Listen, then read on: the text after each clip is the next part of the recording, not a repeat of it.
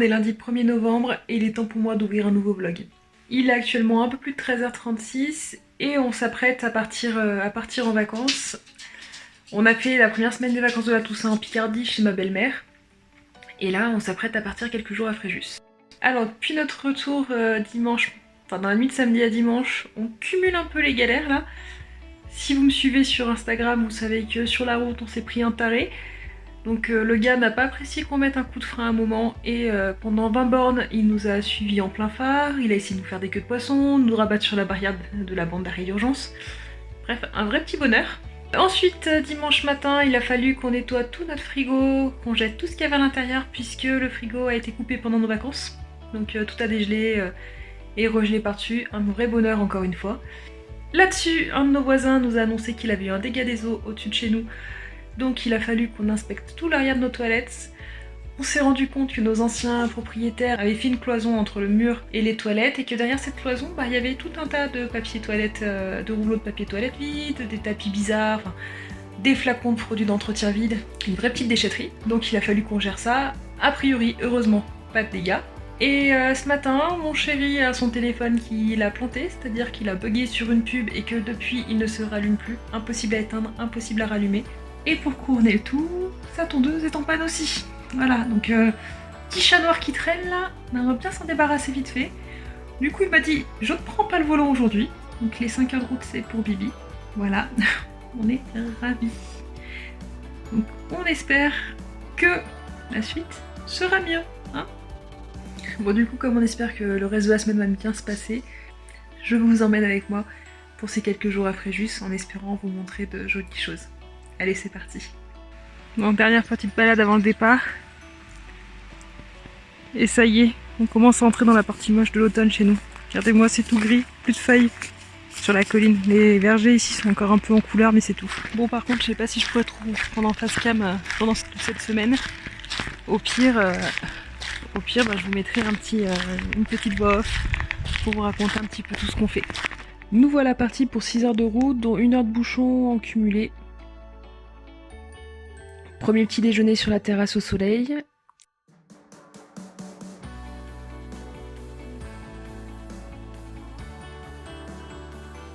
L'après-midi, nous partons faire le tour des étangs de Villepé. C'est une balade de 2h15 d'après le site Estérel Côte d'Azur dont je vous mets le lien en barre d'informations. Et comme on peut le voir, le vent est de la partie. Ces étangs sont en fait un espace protégé situé à Saint-Égulphe, à l'ouest du centre de Fréjus, avec différents points d'observation ici et là. Et il accueille de nombreuses espèces d'oiseaux, mais vu la période, nous n'en avons vu en fait que très très peu.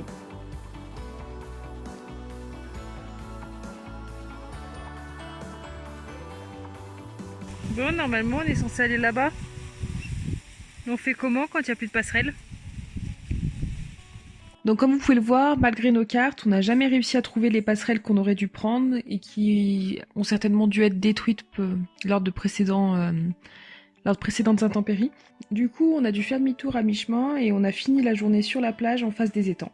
On n'a pas osé se baigner car le soleil était déjà en train de se coucher et du coup il ne faisait pas si chaud. Donc on a juste trempé les pieds dans l'eau. On a également croisé un bonhomme un peu louche qui nous tournait un peu trop autour pour être honnête. Il était au téléphone constamment et en parlant il se rapprochait progressivement de notre serviette où j'avais mis mon sac avec ma carte bleue, mon appareil photo, etc. Donc pas trop d'objets de valeur mais quand même, voilà, on se méfiait un petit peu.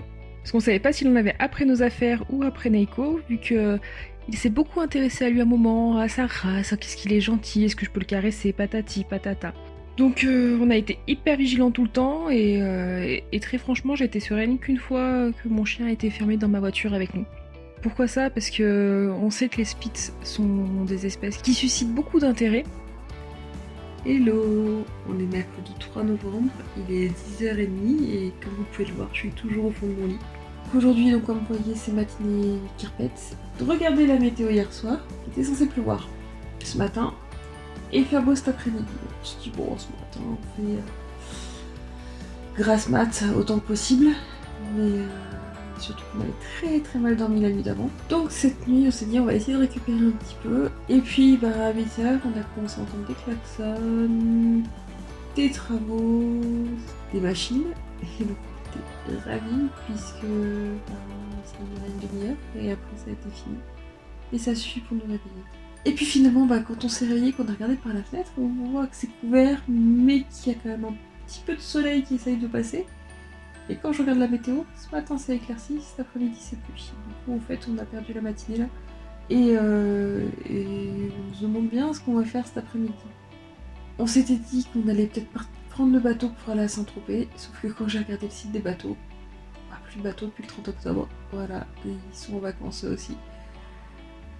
Donc je pense qu'on va aller se balader du côté de Saint-Raphaël, Fréjus, plage, etc. Il y a pas mal de petites boutiques. On va aller faire un tour par là-bas et puis peut-être que ensuite on ira en zone industrielle pour faire encore quelques magasins. Mon chéri a peut-être besoin de 2-3 trucs, donc s'il pleut et qu'on peut rien faire d'autre, ce sera peut-être ça la solution.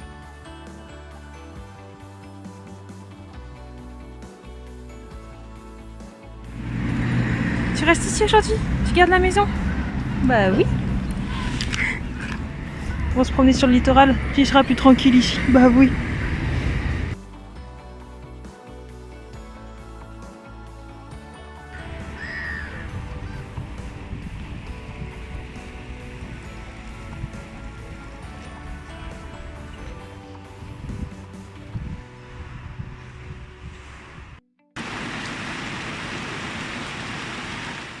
On s'est donc bien pris la pluie et l'orage entre la plage de Fréjus et le port Saint-Raphaël.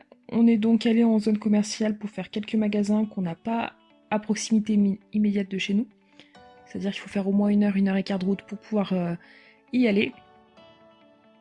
On s'est arrêté à Cultura acheter quelques livres, on a fait du repérage chez Maison du Monde, Etam, etc. Donc voilà, on a passé un peu le temps grâce à ça.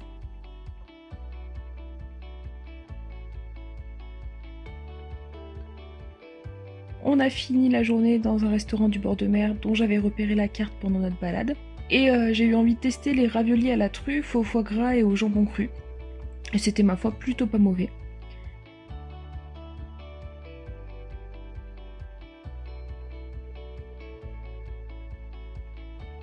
J'ai terminé par un tiramisu très bon également et on a fini par une balade digestive dans Saint-Raphaël pour rejoindre notre appartement.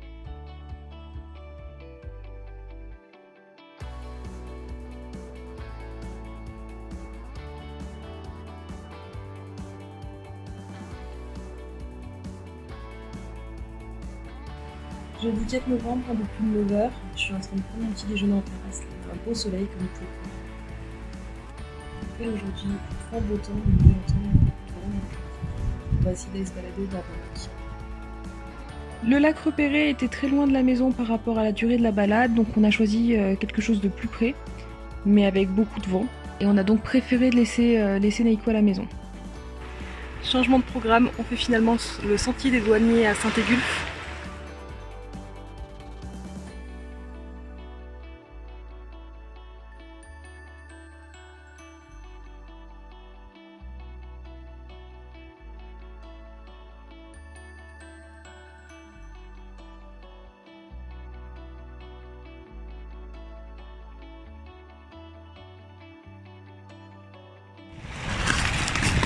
Paysage chouette mais beaucoup de vent quand même.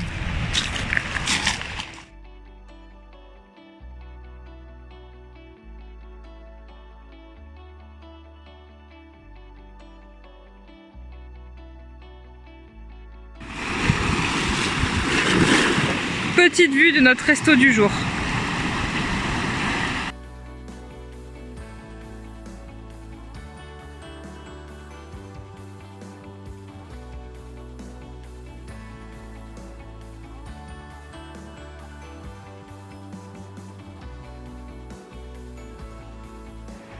Donc c'est une petite balade en bordure de littoral et qui est vraiment agréable. Par contre, encore une fois, ce qui était annoncé par le site et ce qu'on trouve ici n'est pas forcément fiable.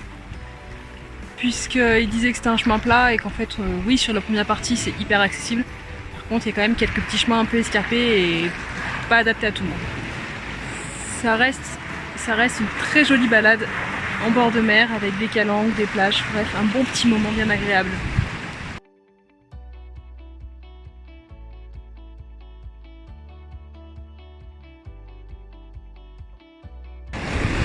Quand je vous dis que c'est un peu escarpé, on est à même les rochers, des graviers, etc. Ça crapahute pas mal.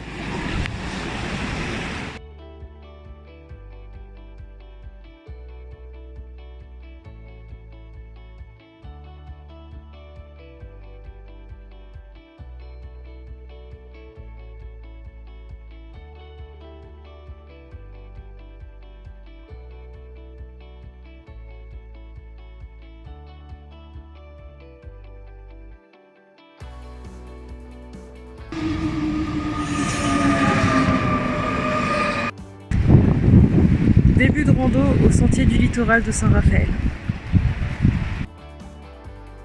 On avait commencé cette rando il y a 2 ans, mais on ne l'a pas fini.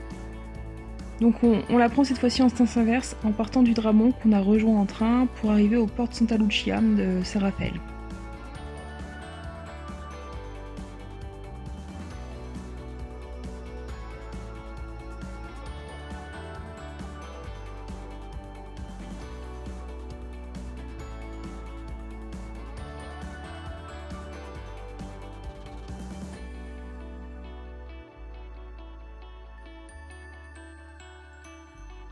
On est donc parti pour en théorie 11 km, on ne sait pas s'il n'y en a pas un peu plus, auquel on a rajouté déjà 1,5 km ce matin pour aller à la gare, plus 1,5 km de la gare d'arrivée du Dramont jusqu'au point de départ de la rando. Et on rajoute encore 1 ou 2 km ce soir du point d'arrivée jusque chez nous. Voilà, on est parti pour une bonne petite journée de rando.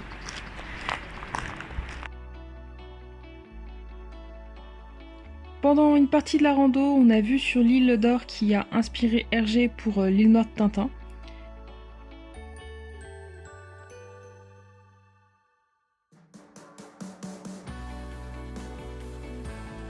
Et on a rejoint Saint-Raphaël par différentes criques, calanques et plages.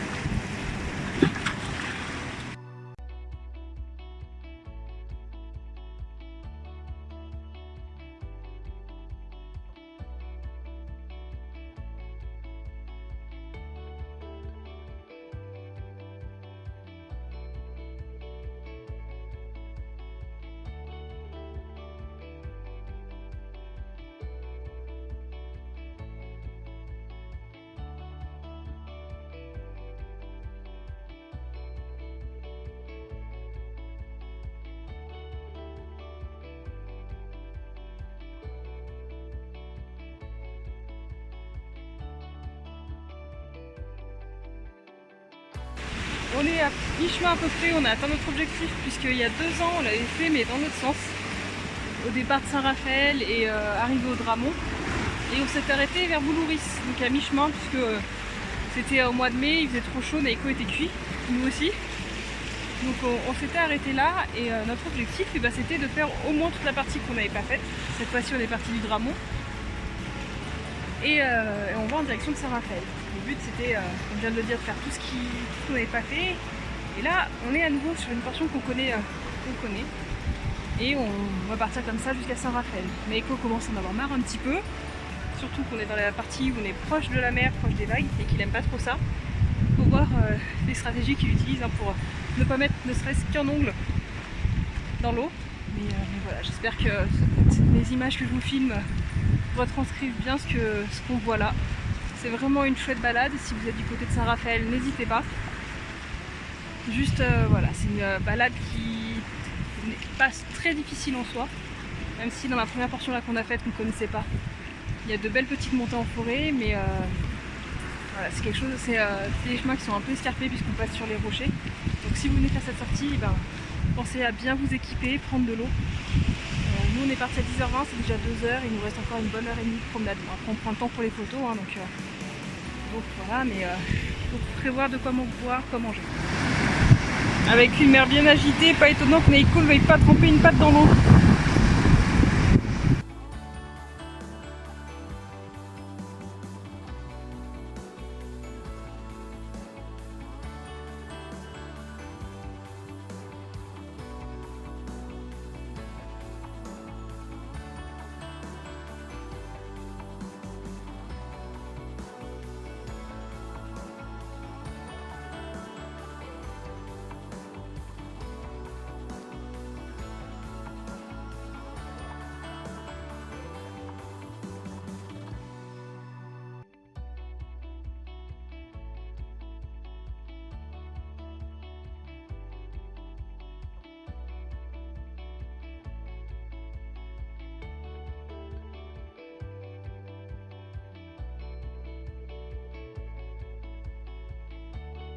Voilà pour vous donner une idée de ce à quoi ressemblent les sentiers.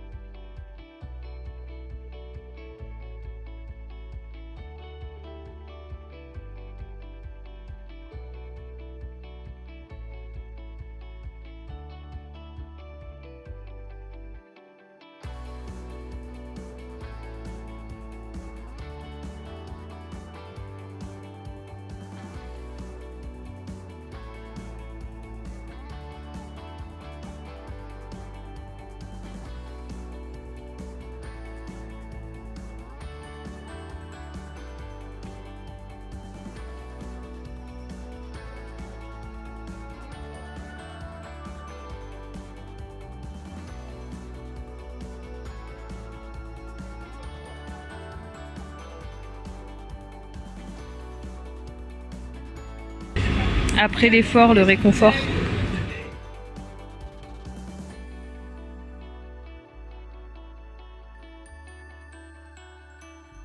On a terminé nos vacances par un dernier restaurant avec au menu pour moi antipasti, pizza au poivron et au chorizo et une glace.